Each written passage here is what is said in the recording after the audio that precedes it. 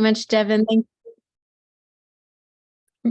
Thank you so much, Devin. Thank you for getting us started, and welcome everybody to our Youth Leaders and Young Professionals Youth Preparation Series for the CSW 67. Many of you might know that this is one of a series of weekly meetings that we're having in the lead up to the commission. So every Wednesday at the same time, we're creating this space to kind of bring certain topics to the fore. We have a number of presenters today who are going to share with us around the theme of rural women and young people. But every week there'll be a different event. So it's wonderful to have you all here for this particular week. I will let Devin kind of introduce a little bit of the framing of today and our speakers, but also just wanted to share that this is also a space for us to kind of get to know one another, to build this network. We're really hoping that the YLYPs can be a supportive network as we engage in the commission together. So towards the end of this kind of the formal program, we do want to allow for some time for questions and answers, obviously, to our panelists, but also for those of you who are planning to engage at the CSW this year and have questions or just want some additional support, this is the space for that. So with that, I will hand back to Devin. Cool. Thank you so much, Safira. We will actually start with a quick poll just to see who's new to the space. Can everyone see the poll? Okay, cool. So we have two questions. Are you new to the CSW or NGO CSW space? And the second question is, are you new to the YLYP space? All right. Just give it another minute for everyone to submit their answers. All right, it seems to have slowed down. Okay, I'll share the results. You should all be able to see the results. So the majority of us are new to both spaces. So 63% are new to the CSW or NGO CSW space, and 80% is new to the YLYPs. So welcome to all the new people. That's really exciting. And yeah, we hope you enjoy this space and this event. And like Safira said, this is a part of a series, so we will be meeting together once a week. So we're hoping that we can build our little community and get to know each other and all of that. So that's really exciting. Welcome to all the new people. And also just wanted to mention off the bat that we will be recording this event and putting it on our YouTube channel and sharing it on social media and with our mailing list.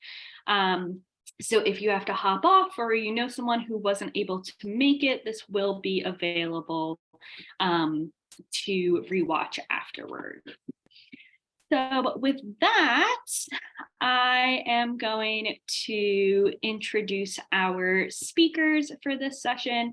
We have three amazing speakers, and I will just list them now, but then we'll hear from each one individually. We have Teresa Kittredge from 100 Rural Women. We have Tawanga Nirongo who's a Women Deliver Young Leader. And we have Jose Alberto Chinona, who's from Re-Institute, and he's also one of our YLYP delegate champions. So with that, I will pass it to Teresa to start us off and share a little bit about her work, the challenges of rural women and youth, and also some solutions or actions that are coming out of those communities. So I will pass it to Teresa. Yeah. Well, wonderful. Well, thank you so much. I'm just honored to be here today and be part of this group. And it was fun doing a little research on on your organization and the forums that you've done. So this is excellent. I'm just excited to be a part of this today. I was going to start off just with a quick little video to tell you a little bit about 100 Rural Women, so you could see some of the folks that are involved. I don't know if that's ready to get queued up now or not. Yes, I'm going to share it right now. Oh, lovely. Right. Everyone can see the screen? Cool. We are rural women. We are strong. We're ambitious. We're leaders. And we inspire. Some of us are mothers and caregivers, partners, workers and community members, friends. And we don't do it alone. We seek community, connection, and representation of people like us. 100 Rural Women plants that seed. We aim to cultivate a community that empowers rural women and lifts one another up. We see a future where more rural women lead positive change for themselves, their families, their communities, the nation, and the world. We are committed to building leadership through networks, civic engagement, mentorship, education, and targeted programming. Join us as we identify, connect, and create.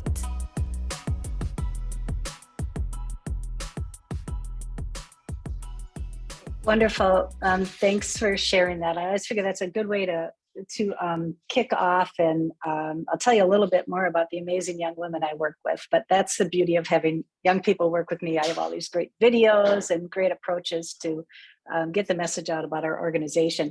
Today in my background, I just thought I'd give you a little bit of a screenshot of what it looks like in Minnesota, where I am from. So when you think geographically, I live in the United States. I live in Minnesota, which is one of our most northern states. And I live in a small, what we call a township, which is a 36 by 36 square mile area. And there are 457 people that live in that area, and half of them are seasonal because it's lakes country, it's sort of vacation country. So it's a pretty rural area. And just another geography point for folks is we're 90 miles south of the Canadian border. So it's pretty far north. So beautiful winter here. In Minnesota. I just wanted to give you a shot of that.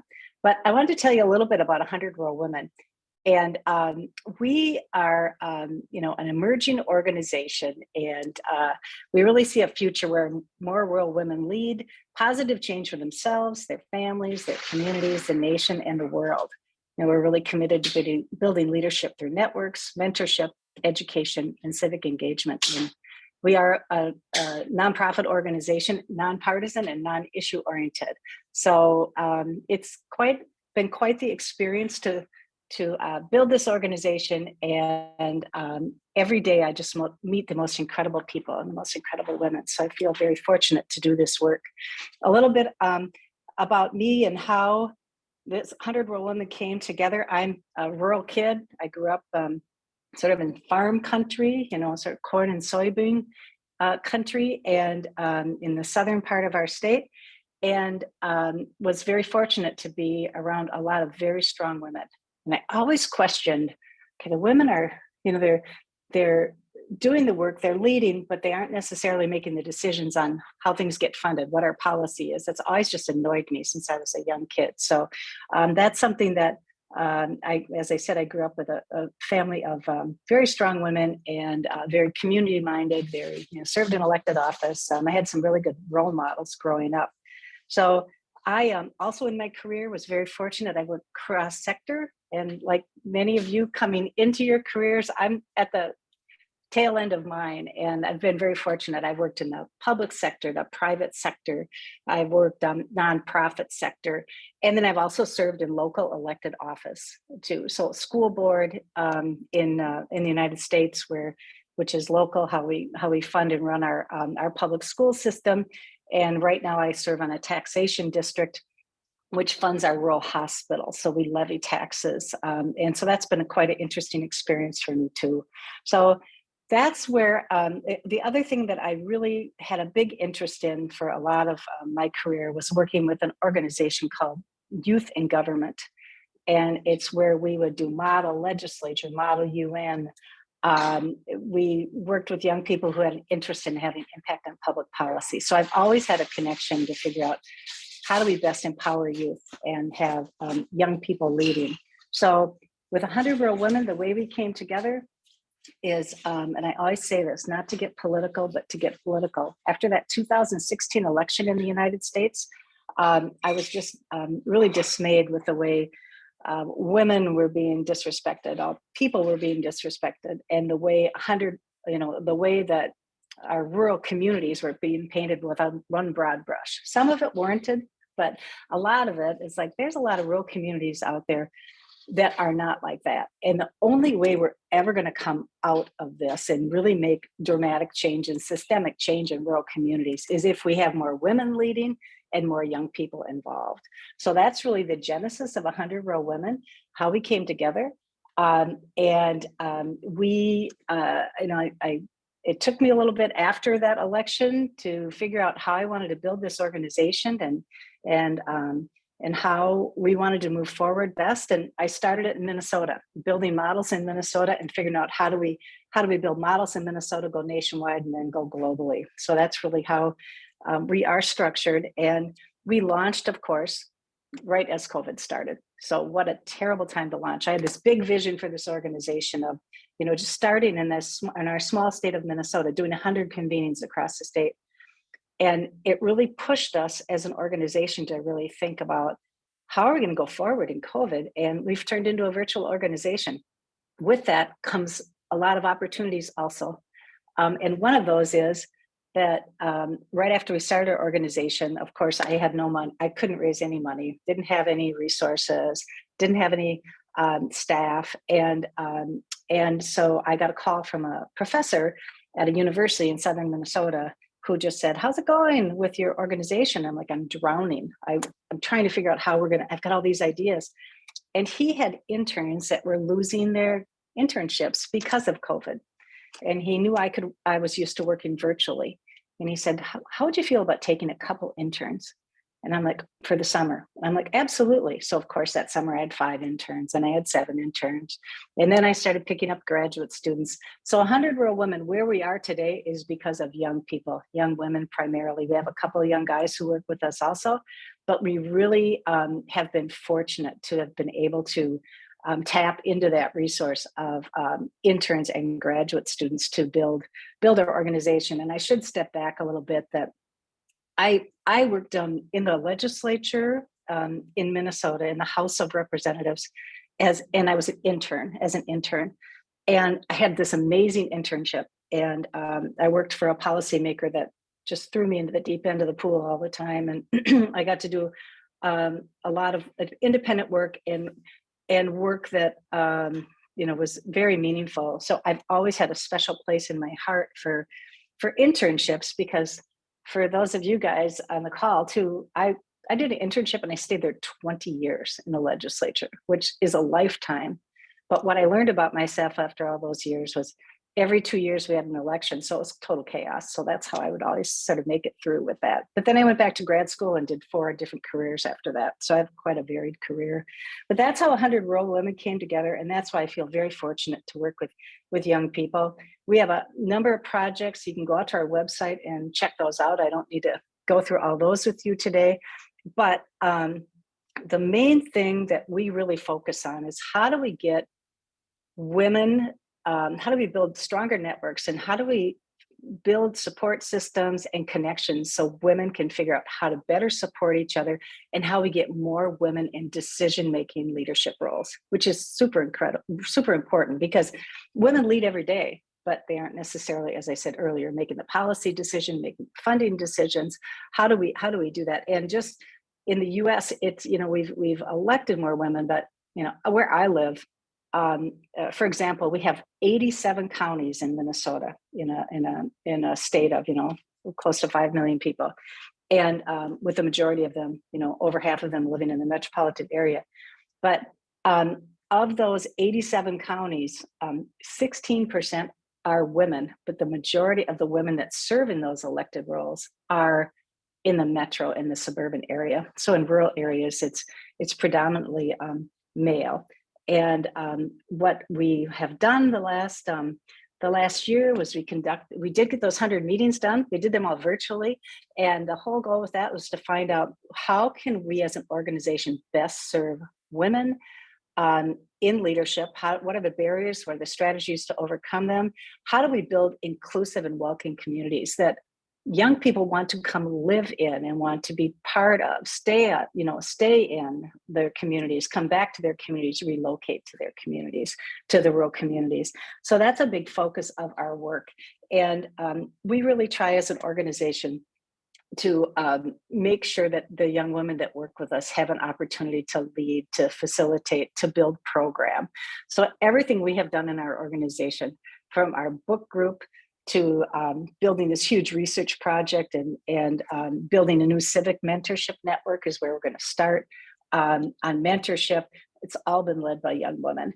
And I should say also, we did those 100 meetings. We have a ton of research that was really valuable. We had 6 main themes that came out of the research, but through every one of those themes was mentorship, and mentorship in all different ways, whether that be traditional mentorship, meeting once a month, to I just want a resource I'm interested in looking at this job. I want to know more about this sector. Is there somebody that can do that?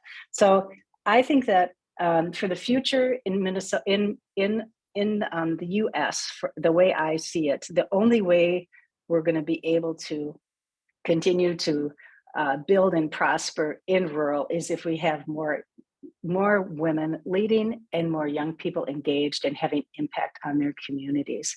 So I'm just really excited about the work that you're doing. I'd like to say that to any of you, if you ever want to chat and if there's anything I can do to be a resource, be very happy to do that.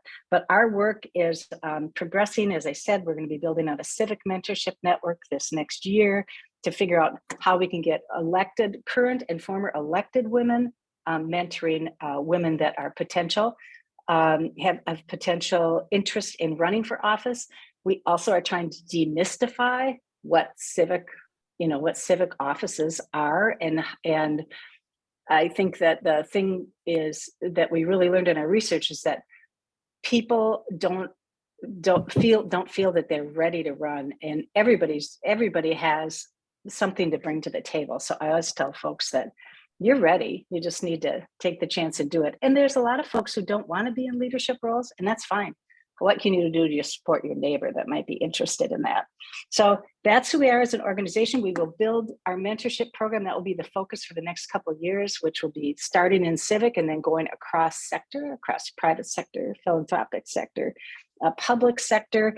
And we also will be building now from our models in Minnesota to go nationally, and then eventually we will take the big exciting challenge of going globally. So I think that's hopefully I didn't talk too long, but I'm just really happy to be here and looking forward to any questions or any way I can be a resource to folks. So thank you so much.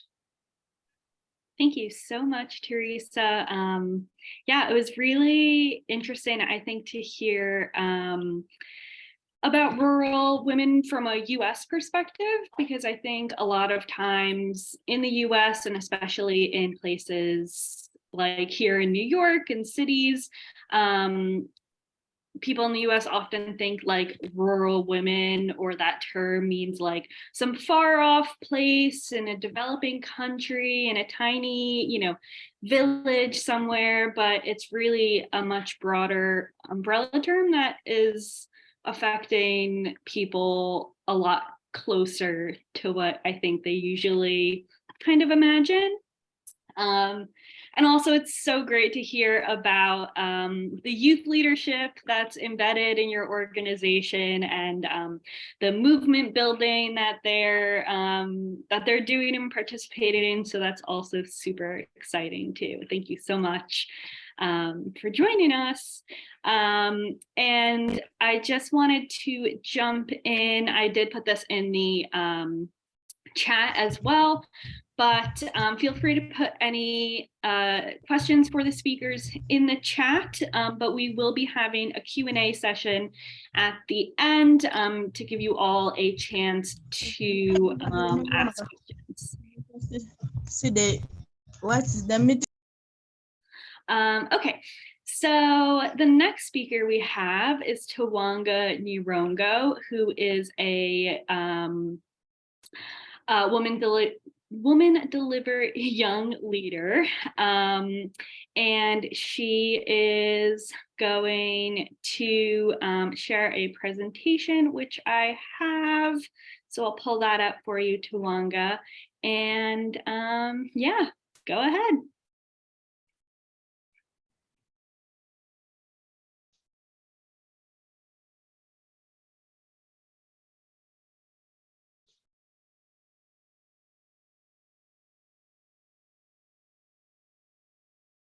Thank you, Devon. Hello, everyone. My name is Tawanga Nirongo, and I'm a women deliver young leader. I am originally from Malawi, but I'm currently based in Sweden, where I've just completed my master's degree in gendering practices. As a young person who grew up in a rural district in Malawi, it is a great privilege to be here to present to you some of the challenges that we young people in Malawi are facing, but also to spotlight some of the amazing, some of the work that some of the change makers in Malawi are currently doing. As a young professional, I have worked extensively with Girl Effect Malawi, which is a media brand. We use media to empower young people. So my work actually involved around working with schools, both primary and secondary schools, to empower girls to complete their education to tertiary level, but also to promote access to one-stop youth-friendly health services and promote the positive attitudes on the HPV vaccine.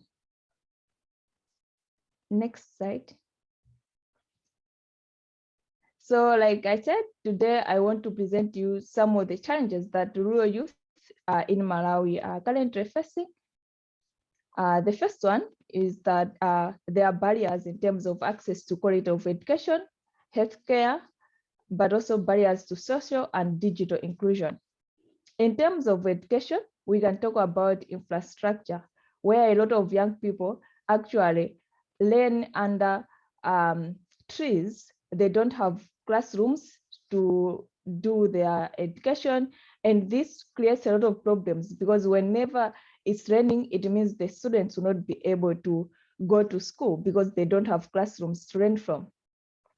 And in terms of healthcare, there are a lot of healthcares are very far away, and most of the young people are unable to access maybe contraceptives because the distance for them to reach those hospitals is way harder than just staying at home. And also we talk about digital inclusion, which is important also for this year's theme. This looks different in terms of both boys and girls, because when you look at girls in Malawi, especially, it is hard for a girl in a rural area to have a gadget like a smartphone, and also to access the internet, and also just to be on social media. Just last year, I was writing a report for Girl Effect on the survey that they did in terms of digital inclusion.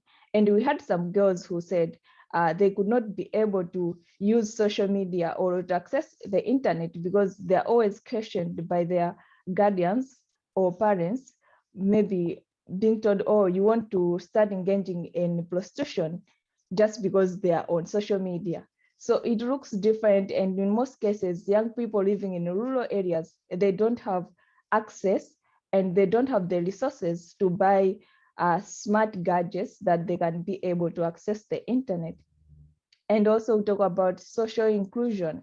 In most cases, young people in rural areas, they are excluded in most public spaces. In terms of learning for office, they cannot, mostly they don't have the resources because there's money involved for you to be able to learn for office, maybe for rural council, you need the money. And mostly young people and young women, they don't have these resources when we are living in a rural area, and these are like things that most like urban young people and women, maybe those who are from the middle class, they're able to access easily, but it's different from those who live in rural areas.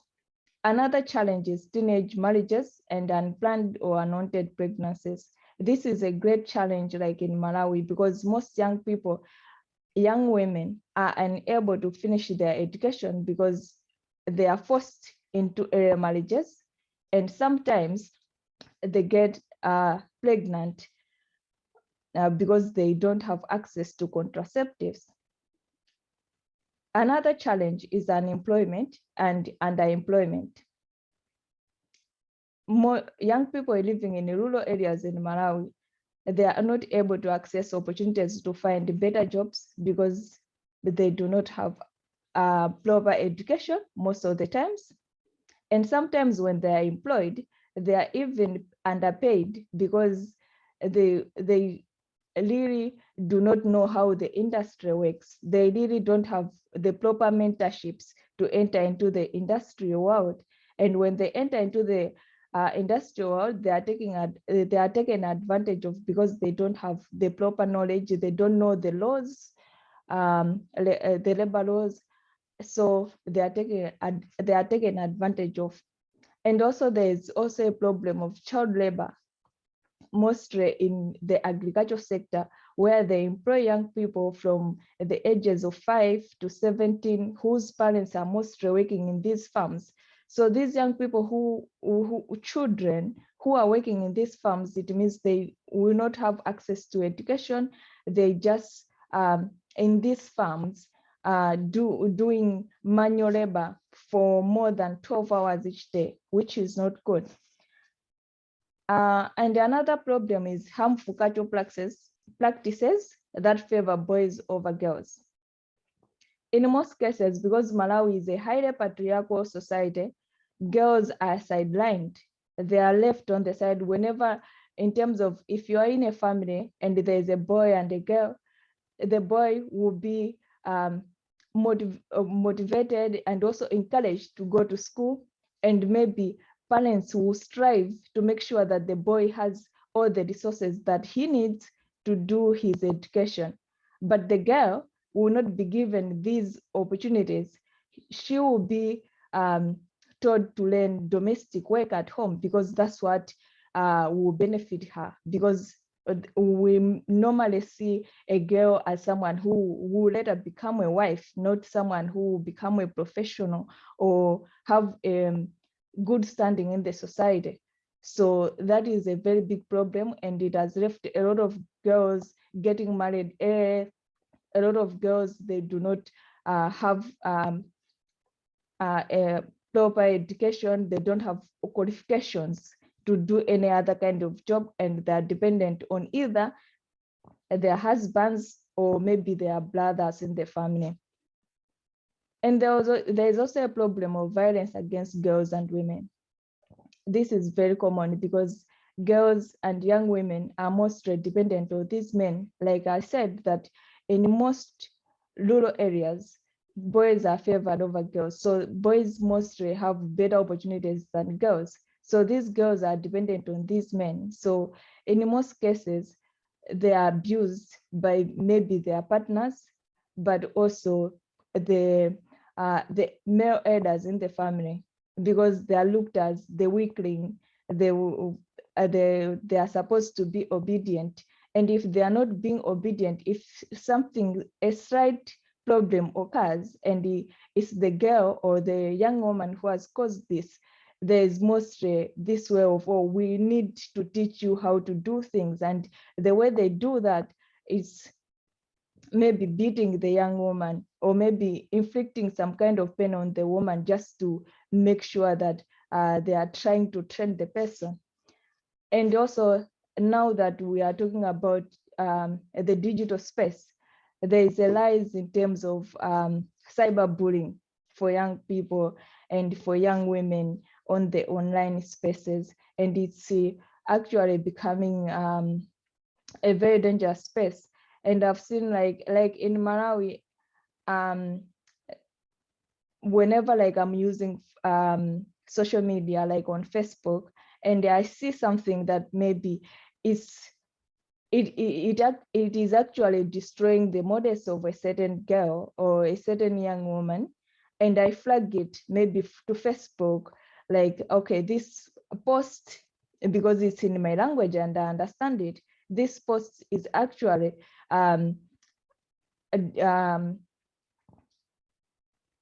actually degrading this woman, and Facebook will come back after reviewing and saying, oh, we have reviewed, there is no problem, which is, I just feel very frustrated in those kind of situations, because I feel like online spaces should be, there should be a better way of regulating it, because it's becoming a very dangerous place for young women and girls in most countries.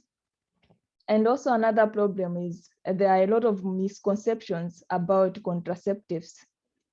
In most cases, like in Malawi, girls are unable to access contraceptives because there are a lot of things that are talked about in terms of contraceptives. Sometimes girls are told, oh, when you use a contraceptives, maybe you not be good in bed. You will not be able to have children in future. So there is a lot of issues that people talk about that they actually makes girls not to be able to access contraceptives. But also there is an issue whereby in most relationships, there is an equal power, whereby the young men or the men hold more power than the woman, because they are mostly the breadwinners. So most women do not have the power to make decisions about their bodies, how they want, what they want to do with their bodies. It is the men that decide what the girl should do in most of the relationships. Second slide, please. So this is what it looks like in Malawi in terms of, I would say that during the COVID pandemic, a lot of initiatives that were going on in terms of gender equality and also fighting teenage pregnancies, they were set back because there was a whole year whereby students were not able to go to school. They were staying at home, which created a lot of problems. Like we had over 40,000 teenage pregnancies that were reported just within 8 months of the lockdown. And we had a huge number of domestic violence cases that were also reported within the same period. So I would say the pandemic, there were also other pandemics that were created within the pandemic just because of the lockdown. I would say the lockdown was also another pandemic on its own. And in terms of internet access in rural areas, it is only 19% of the total population in Malawi that are living in rural areas that have access to the internet. And we look at the child labor that I talked about in the other slide. We have 38% of children within the ages of 7 to 15, which are currently employed in the agricultural sector. Some are even used for sexual exploitation.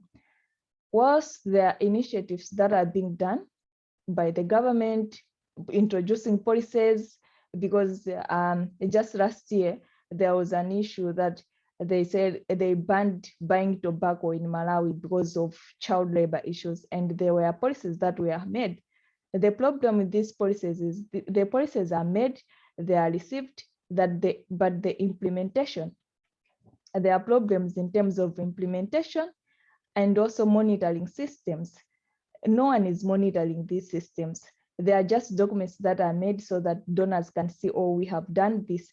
Now you can buy from us, but mostly the monitoring systems are a problem. The implementation is a big problem as well.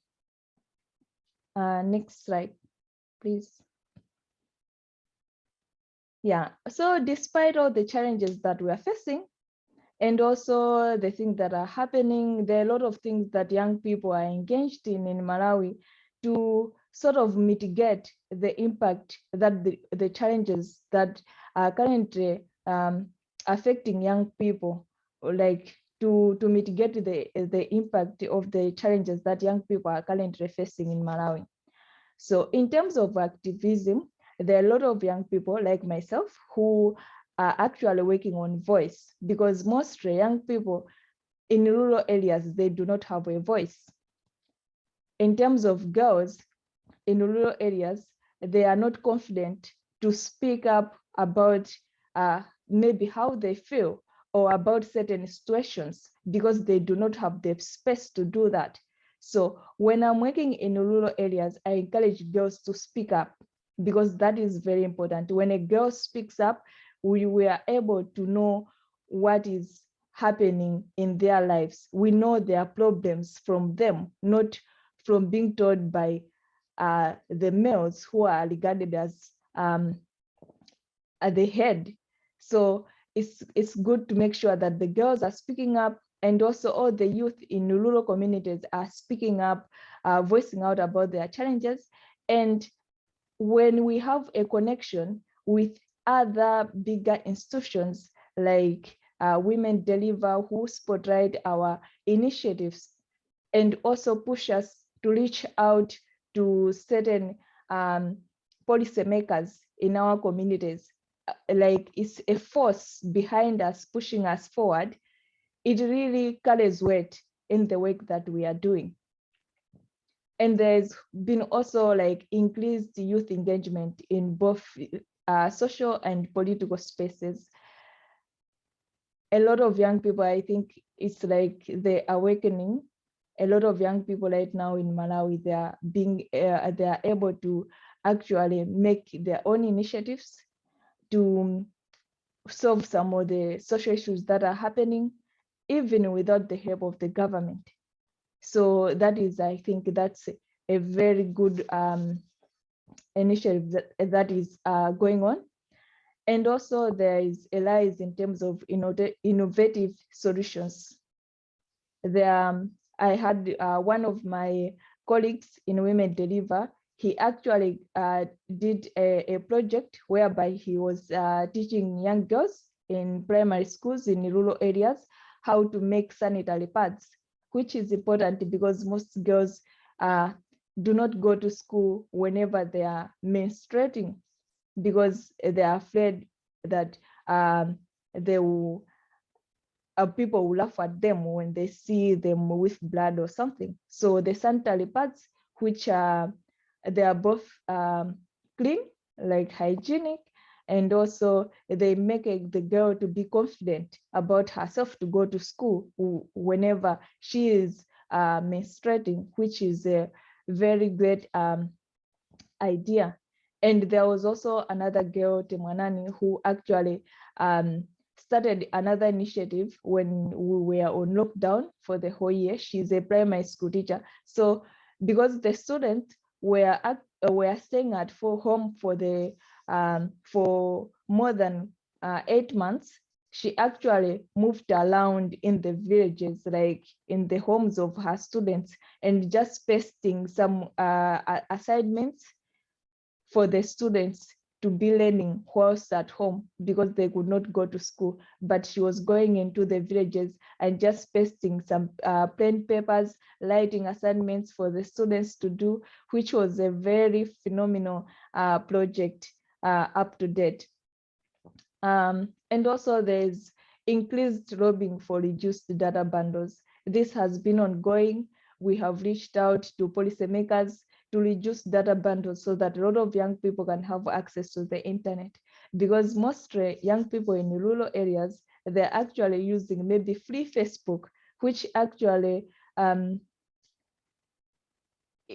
they have a distorted view of what is happening on the online spaces. They don't see everything that is happening on the online spaces. So we have been lobbying for reduced data bundles. It's still ongoing, even though because there are not a lot of companies who are offering these resources, it's very hard for them to reduce data bundles. And Malawi is actually one of the countries in Africa where data bundles is priced very high. So up to date is still a problem, but we'll continue fighting, and maybe someday in the near future, we'll see a change in this, and also so that a lot of young people from rural areas can also have access to online spaces. So I think this was my last slide. Yeah, I thank you for your attention. I am so grateful to be here.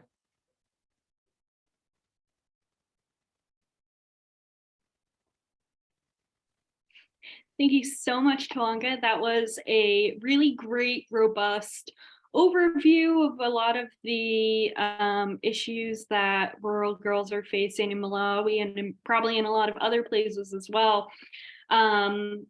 And especially the interconnection between the issues that they're facing and digital inclusion and safety, and making that connection to the CSW priority theme, which is digital innovation and education for women's rights. Yeah, and it's also really, really cool to hear about some of the inspiring initiative that's also happening. Yeah, thank you so much.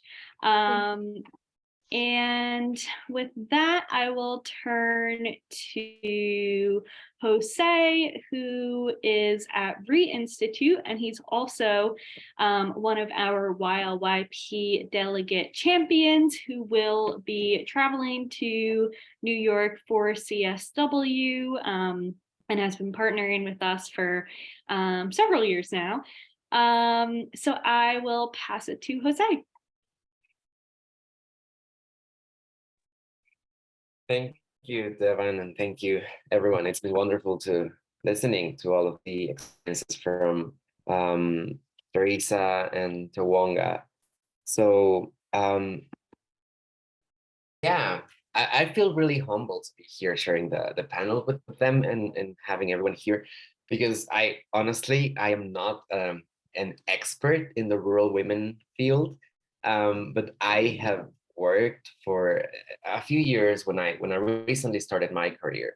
Right now, yeah, Devon mentioned I work for Re-Institute, which is a nonprofit, US-based nonprofit. I work for the Latin America team. I'm based in Mexico City, and well, none of the work that I do currently is related to my career, to my bachelor's degree. I went to the veterinary medicine faculty in Mexico. So yes, I'm a veterinarian, and that was my the tool that got me closer to the rural women's area in Mexico, let's say. I'm going to share some quick experiences and some of the experience that I've had working on that field and how I got there. Because when I got to the veterinary medicine faculty, I was thinking that I would just be taking care of animals probably, or that I was going to be focusing on maybe some agricultural things. But it turns out that it's bigger than I thought. So I started working in rural development. I also did some scientific research on the topic, and suddenly I was all involved in the gender space, in the gender work. This is how I developed my career, thanks to my approach to gender. But my closest tool at that moment when I was in the faculty, it was coming closer to the rural women, how they were living, what were the things that were going on the countryside, and their inequalities were showing up there. So maybe, I remember there was one question in the chat that I think Devon responded about what is the real or the official definition of rural women. I just wanted to add on that and share that in Mexico, I'm sorry, my connection is cutting off. I think I'm okay now. In Mexico, the National Institute for Statistics and Geography and Informatics is saying that a rural community is the one that has less than 2,500 so in Mexico, that's the definition or the term that we use for rural community or rural people, those who live in communities less than 2,500 people. However, I think right now that definition and that I think definitely talking about rural women or talking about rural development is definitely talking about gender theory and development.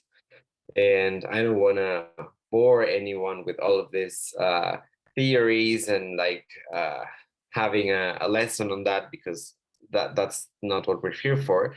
But I think we definitely need to have some like basic concepts to talk about how are the dynamics playing for rural women and youth in their environment.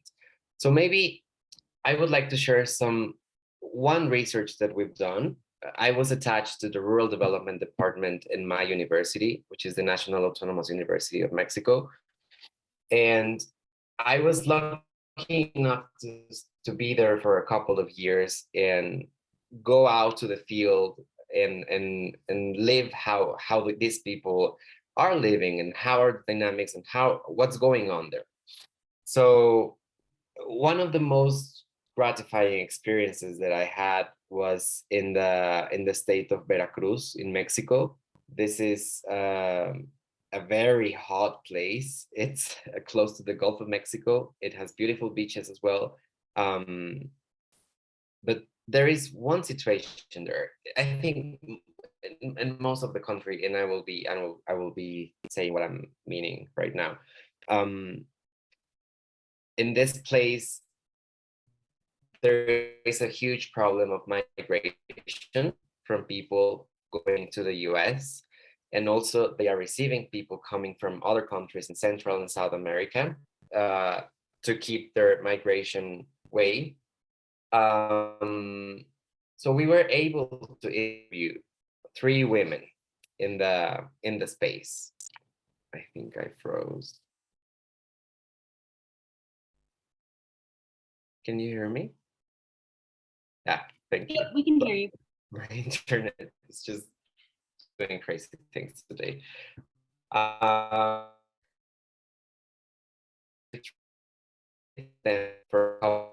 each of them on that state, and we found lots of things related to gender theory and development. There are several phenomena going on, I think, globally in the rural world, but in Latin America, I think they are really remarked. One of them is the new rurality. This refers to how the economic, social, cultural changes that are happening in the world are affecting the rural women or the rural populations around the world. We could definitely see how some of those women were shifting their labors, their work that they do every day in the rural space. Like here we can talk about the roles of the women. It's the women's triple role. The women's triple role talks us about the reproductive role, taking care of the children, having children, growing the community, the productive role, which is the work that they do for pay, and the community managing role. This is how they take care of the community, but this is an on role. They don't get a pay for that role, for the community managing, but they are in charge of the provision of collective resources like water, like health services. So here with this woman, her name was Guadalupe, and we were able to understand how she was shifting that triple role with the new rurality.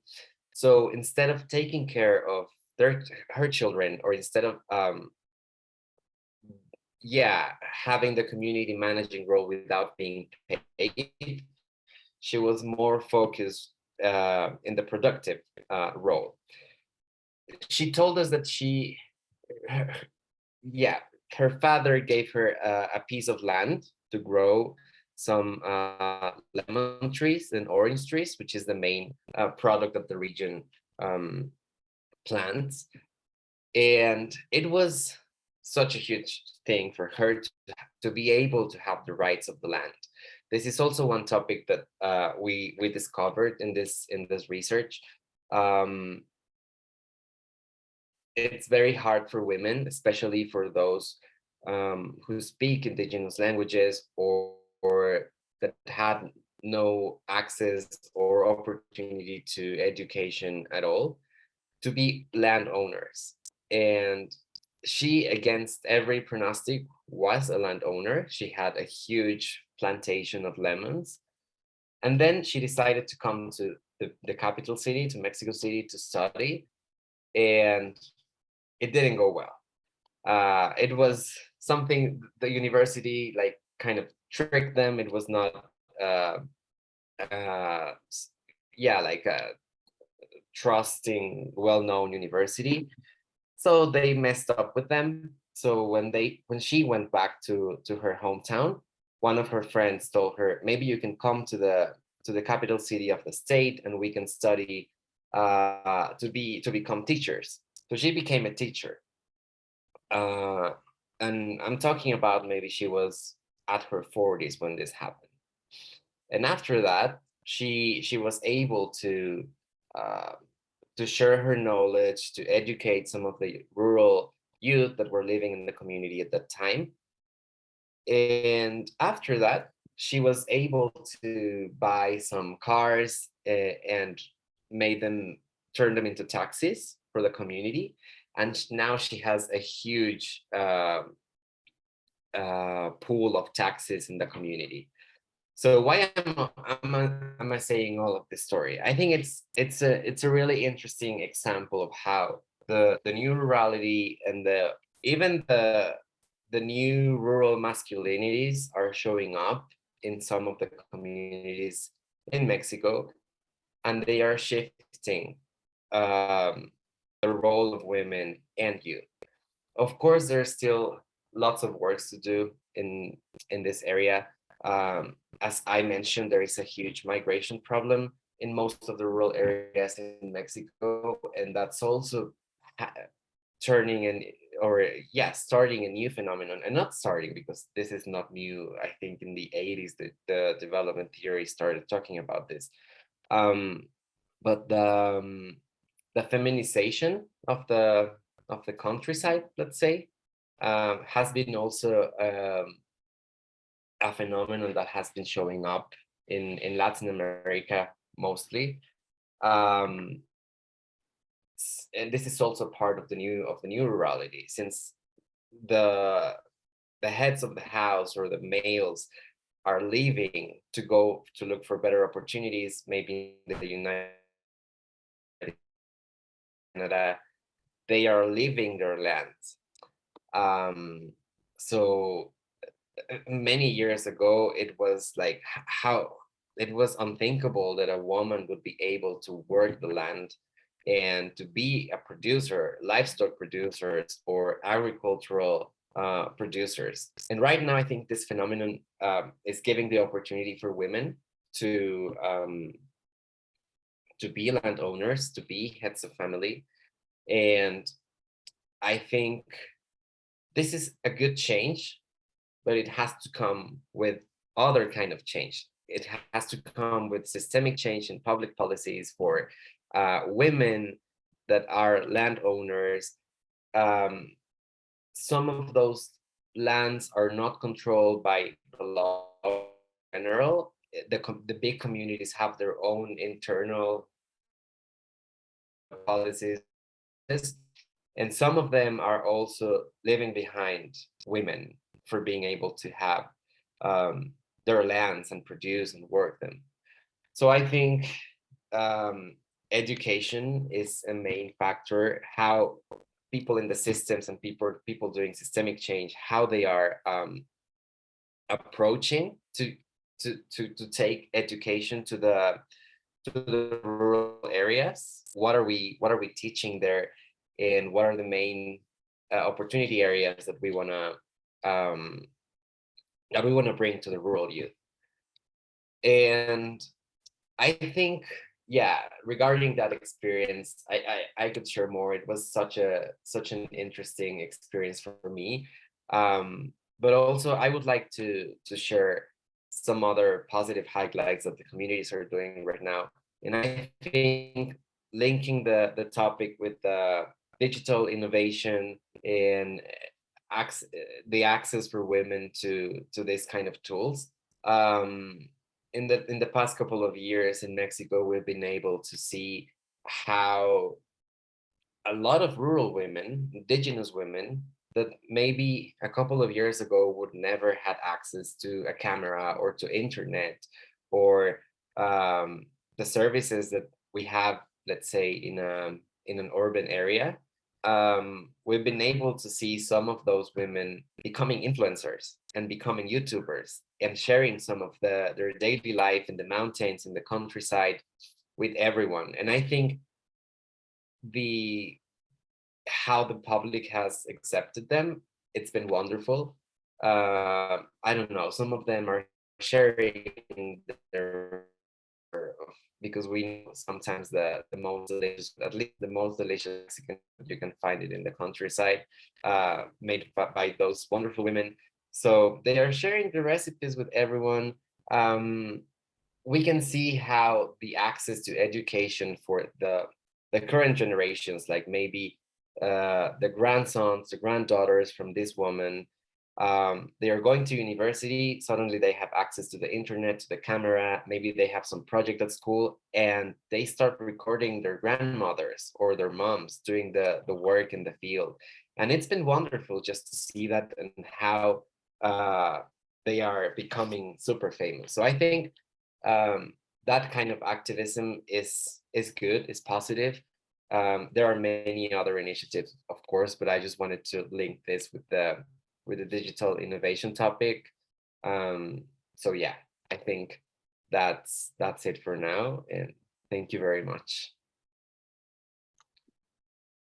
Thank you so much, Jose.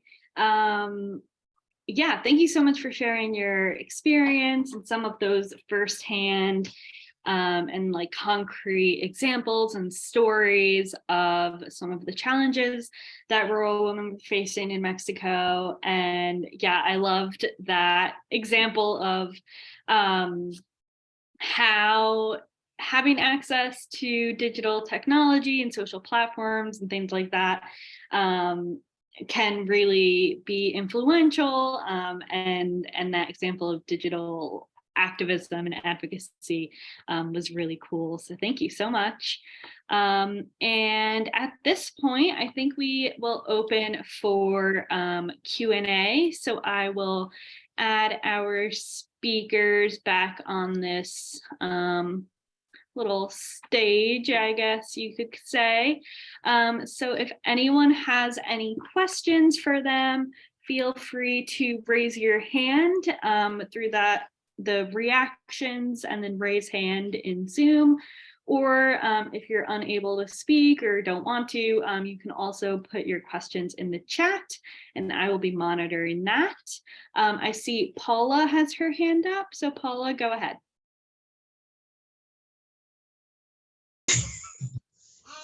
Thank you so much for the opportunity, and thanks all for sharing. I'm Anek Pola. I'm a girl and young woman advocate in Uganda. Basically, I live in the rural area.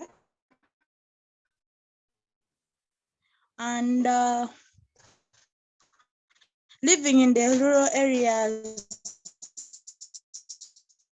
like I've seen a lot of happen to us people in information that is being perceived by maybe people living in the urban areas of Uganda, where it was the robbers could attacked it so much, and like you find there are some musicians who came out, from the central part of Uganda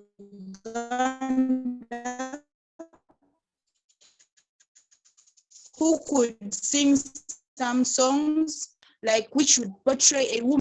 So this song, when these songs kept on moving and the information, the way everyone perceived, the mere fact that you mention your name and you come from the north, everyone sees you as someone who has been raped by the rebels.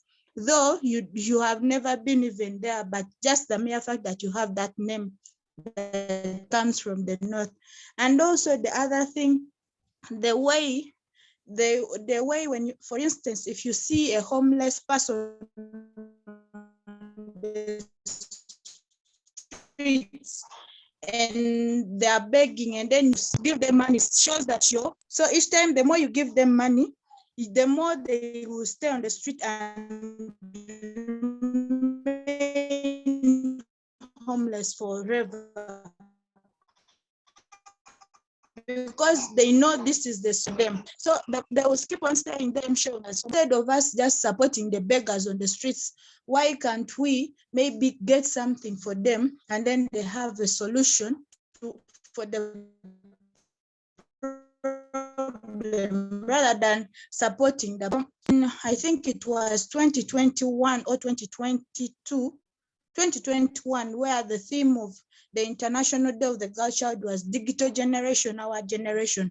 As youths from the rural areas, we felt like it wasn't really our generation. It was like, yes, they're talking of digital generation, our generation, but it is not the generation for the youth. During COVID, during the youth in the rural areas, like for instance, during COVID, a lot of people were still going to school. They were attaining the education online, whereas people in the rural areas, they don't have the gadgets, they don't have the knowledge of technology everywhere, but they run out to teenage pregnancy, child marriages, because this years a parent will not doesn't see any have jobs. Like me, for instance, I studied and I didn't have any job. So like when I come back to my community and people are seeing me, yes, she was a graduate, but she has no job. She's just moving on the community, selling fish. What is the importance of her being educated? What is the importance of us sending our children to school? And then people don't lack a lot of information, but I see that a lot of people have been left out, especially the youth and people, women living in rural areas, even coming to educate them about gender equality, telling them about the digital era that we are in. It is a tug of war to explain to them the importance of having a smartphone in them. They believe themselves. So it becomes a problem to educate such a person who has grown up with that mindset that they cannot afford the phone,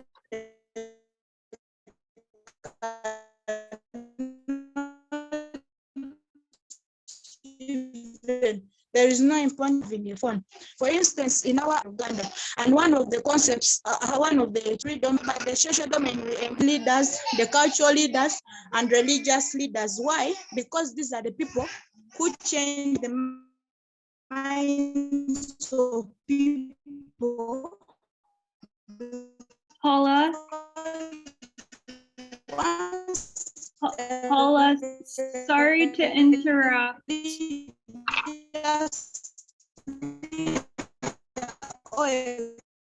Cultural leader comes in the community. Paula, sorry to interrupt. Your You're breaking up pretty bad. Maybe Paula, you're breaking up pretty bad, and we need to move on to the next question.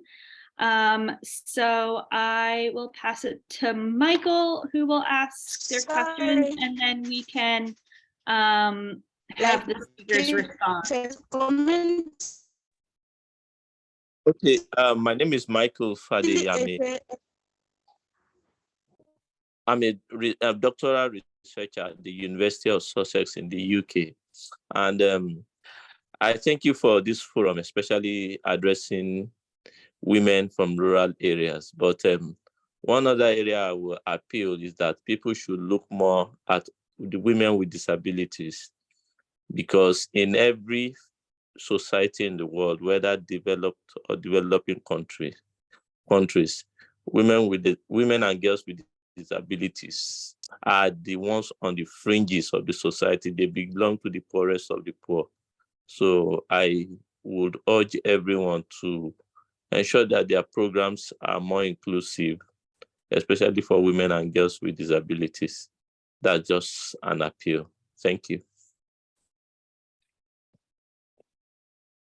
Thanks so much, Michael. So I will open it to the speakers to respond to both of those questions. So jump in if you have a response. Well, I can jump in. This is Teresa with the 100 Rural Women. And just with our first question, I've heard that sound a lot when people, when we're trying to connect online, and rural connectivity is such a big issue. And that's one of the things I blew right past in my talking points was rural connectivity infrastructure for the internet in the United States is subpar and not acceptable. And during COVID, that really brought it to the forefront that not only were rural communities underserved with technology and infrastructure, but children couldn't learn, children couldn't go to school. They were, driving to the nearest fast food restaurant that might have internet. So just listening to our first question, a person asking a question and having her go in and out, what we learned in our work and our research with rural women was, even though internet is terrible, and for example, I get internet in my home through the phone line, which can be really unpredictable, we did learn that meeting virtually does remove a lot of barriers. So what we had to try and do was make sure that our meetings were very low bandwidth. So we weren't using a lot of the bandwidth of the internet, the limited internet that people did, and to be able to identify places where people could easily access the internet to participate. So that was just something that really came up for us, that even though it is difficult, it removes so many barriers for women not have to travel to go to meetings and to be able to juggle all the responsibilities they have. And to the second question also, it is that inclusive piece, and how do we make sure that we have all women at the table and all women being supported and being engaged. And that is a lot of work, and it's a lot of one-to-one work, but it's finding folks, finding organizations, identifying networks, and if the networks aren't there, how can we help build those networks to make sure that we are more inclusive and that women have a voice? So that's just my short responses to those questions. Thank you so much, Teresa. Tawanga, Jose, do you have anything to add, or we can move on to the next question? I think I can add on what Paula was saying. I would say that in terms of the digital divide, it's different in terms of the Western world and how us from the developing countries are actually accessing digital. It is very true that in most rural communities, like in Africa, a lot of young people do not have access to the internet. And as much as others maybe in urban areas, like in Malawi, I would say that those who are in urban areas, those who have the money to go to private schools, they were able to continue their education whilst during COVID lockdown, because they were able to have the gadgets their parents were able to buy them the expensive data bundles. But also these issues, we have to look at them as like problems with our policies, our governments, things that our institutions should be able to provide for us. Because right now, we are now in 2023, the world has gone far in terms of technological changes. We need to fight with our governments to make sure that every school, even in rural areas, they have at least a computer. No child should go to university unless start learning about a computer from the universities. And in some communities, they are fortunate that other like NGOs are coming in, bringing in the computers, maybe in secondary schools.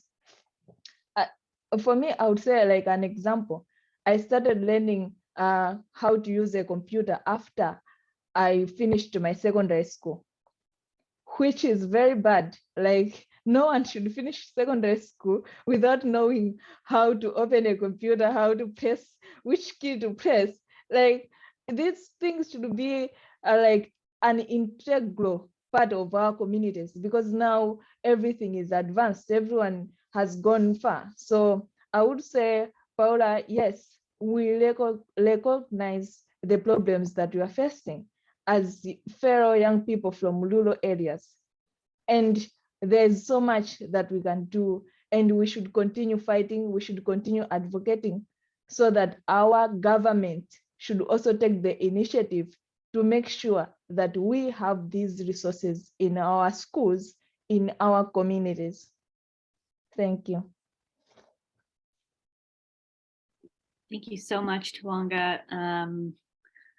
So we do have a question here in the chat to Tawanga, asking if you could share any suggestion to practice the activism solutions you shared in a context of violence by the government. And then let's also take Thando's question, who has her hand raised, and then I'll give the floor back to y'all to answer those.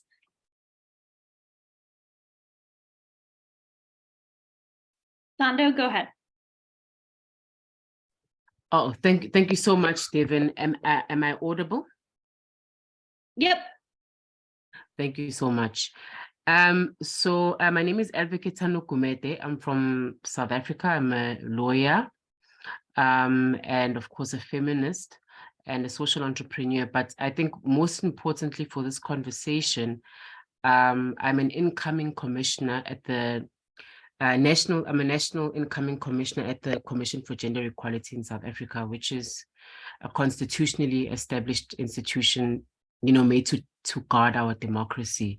And obviously we've got a mandate specifically for gender-related issues, not only in the country, but across Southern Africa, and internationally as well. And so I have a bit of a controversial question. So obviously, I very much appreciate the diversity, first of all, that we have on our panel.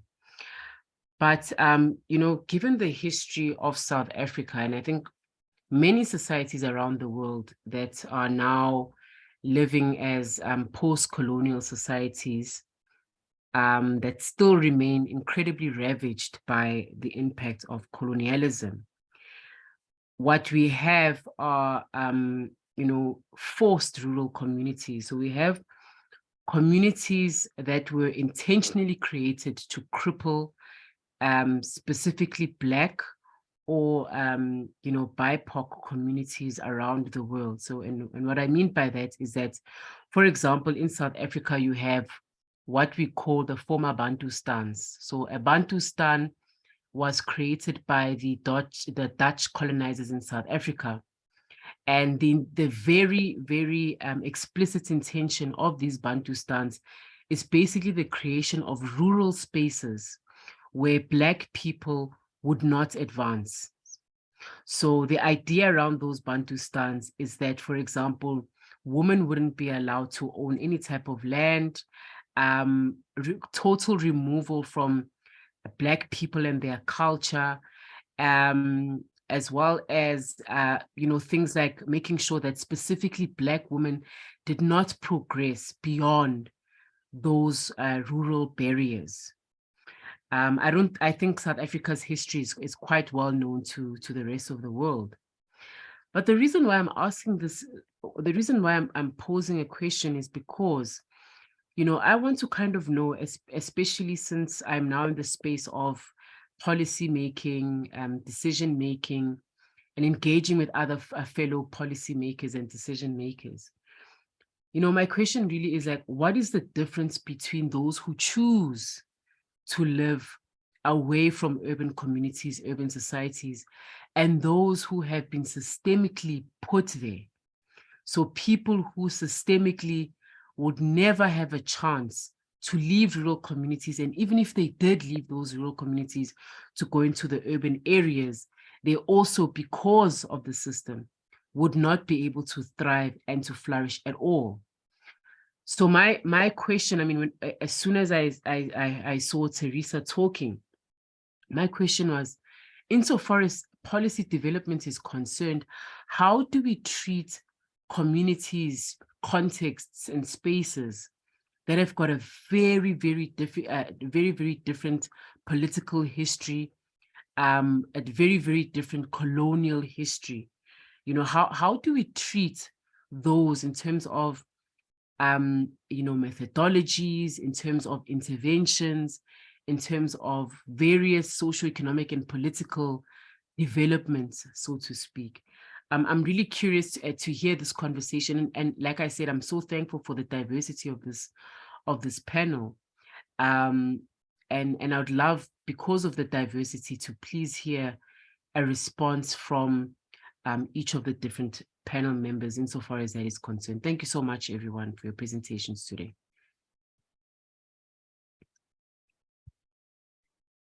Thanks so much, Thanda. That's a great question. And I will give the floor to the speakers to respond. Well, I can kick off here. This is Teresa with 100 Rural Women. And I, as I mentioned when I started out and talked a little bit about where I live in the northern part of the US, but the US has a very ugly history with our indigenous people and reservations. And your points are very well taken of how people were put in a geography and controlled. And I just keep, as you were talking, I just kept thinking a little bit more about what Talanga was saying about access to education and digital and all those pieces. And as an organization with 100 Rural Women, one of the things we try to do to lift up what the issues are, what the challenges are, and what some of the solutions are, we try to lift up women doing incredible work in rural communities, and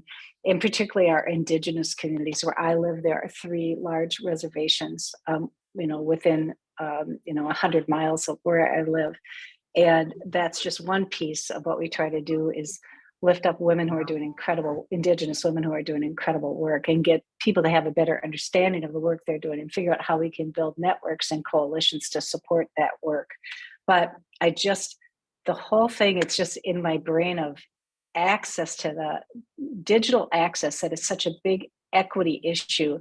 Because I'll just, on reservations too, there's not good infrastructure in rural areas. So not only can the adults not grow and learn and get educated, but the children, it just makes it more barriers, many more barriers for people to be able to learn and to and go beyond where they live. And where I live, there's a lot of folks who do choose to live there because it's more natural beauty and more vacation land. But then the people that have been confined to certain geographies with reservations, there's a lot of work that we need to do to make sure that folks have equal access and have the opportunities that everyone else does in communities. But it's a big undertaking. It's a really important undertaking, and it's something that in our work we want to lift up, recognize, and identify what the issues are, even though those are tough to talk about.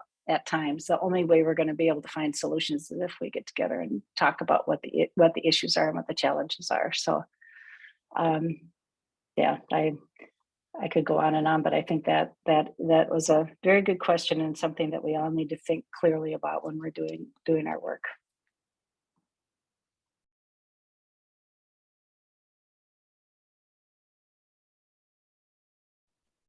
Thanks, Teresa. Tawanka, go ahead. Yeah, thank you.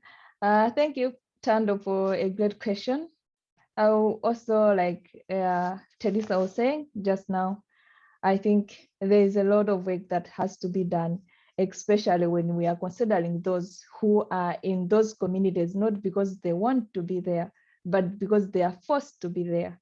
And the thing about, like, in Africa, I would not really say about the context of South Africa because I've never been in South Africa, but in communities where people are being forced to stay there, what the government does in most of, like in Malawi, they will systematically withhold resources. They will not send better resources in those communities to make sure that those people remain there. So I would say that in terms of policy of what we can do, finding the first step is finding better allies. You find better allies to fight against what the government is doing. You find international institutions that are working within that field. You make good allies, and then you go and advocate through the government. You push, and it's not only pushing, but we should also take the initiative to start off, because if the government is not bringing these resources into our communities, we have to start finding our own ways to make sure that those resources are in those communities.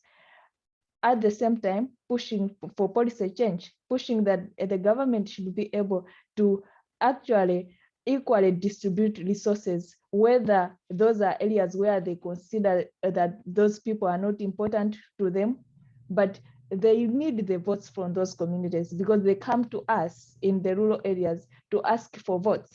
And if we hold our votes, they will not be in government. So we should push them. They have the capacity to make sure that those resources should be brought to us in those communities. So that's all I can say on that. Yeah.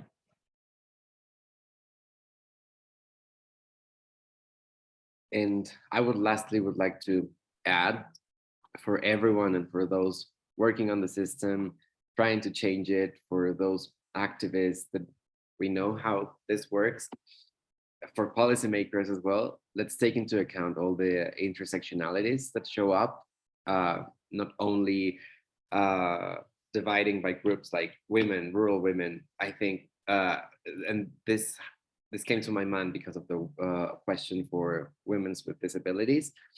It's not the same tackling some issues for rural women, or maybe for in the Mexican context, African Mexican woman, that for indigenous rural women that lives with a disability and that have no access to education.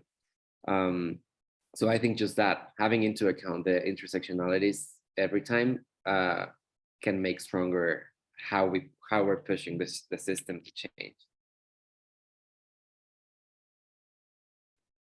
And there was also a question from Kara, I think, that you led, like how this activism can look like in terms of when the government is the one that is actually doing the violence. Mm-hmm. I think a good example would be like what has been happening in Nigeria of recent, whereby the government is actually using the police and the army to fight against young people who are actually advocating for change in how the government is treating its people, how the police are handling maybe young people. They consider that the young people who are demonstrating, and they are thinking that they are a threat to the government, the abuse that the police are doing. In these kind of cases, I would say it's very tricky because the government is the one that is supposed to protect its citizenry. But if it's the government that is coming in the forefront fighting its own people, then that changes the whole battlefield. So in these kind of cases, I think the best way is that as young people, as maybe people who have NGOs who are actually advocating against violence by the government, we should also, like I've been saying, we should find better allies. When we find better allies, when we have a force behind us pushing, then we will be able to find better results. Because an example I would give, like in Malawi, there was a situation whereby the people were demonstrating about how the government was operating, and the government was sending police officers to intimidate people, to fight people. That was a lot of, we lost 21 young people during that period. Just in one day, we lost 21 young people.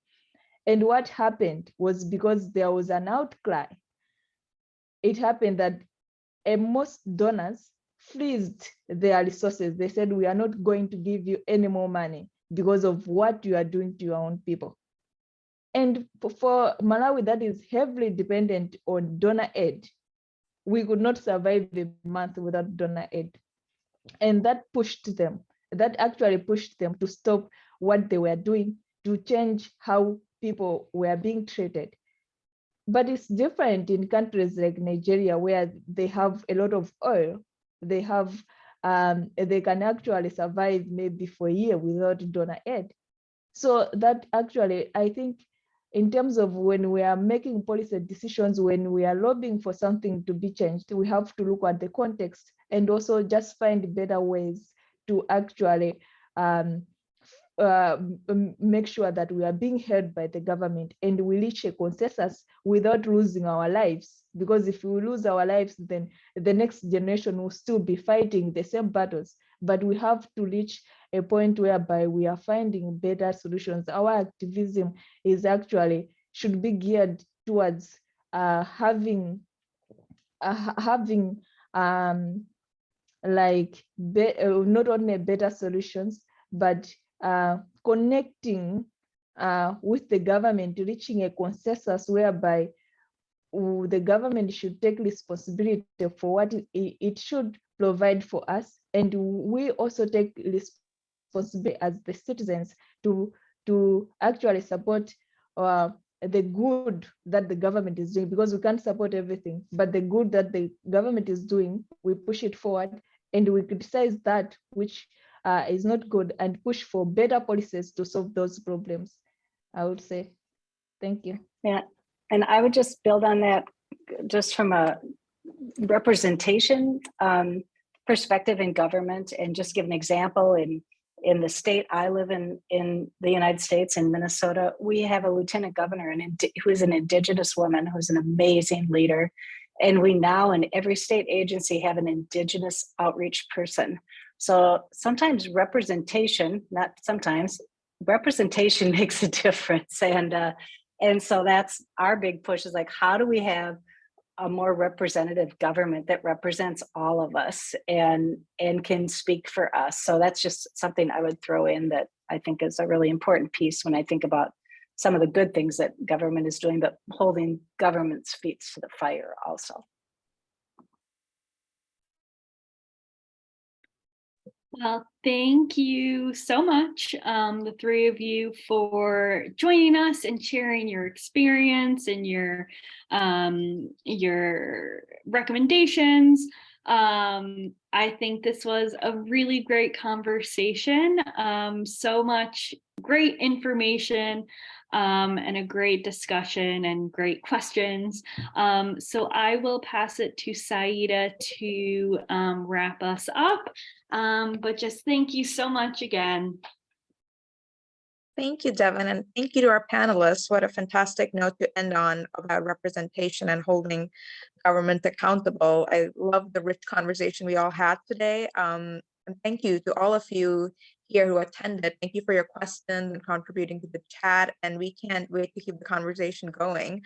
We'll be sharing the recording of this event shortly after this call, and really look forward to seeing you all next Wednesday, same time again, for a conversation about digital innovation and education. So thank you again for joining us, and we'll see you next week. And Devin, feel free to share anything I might have missed. Yes, I did just put the link to register for our next event in the chat, but we'll also be sending it to our mailing list. So thank you all so much, and we will see you in a week. Thank you all. Bye.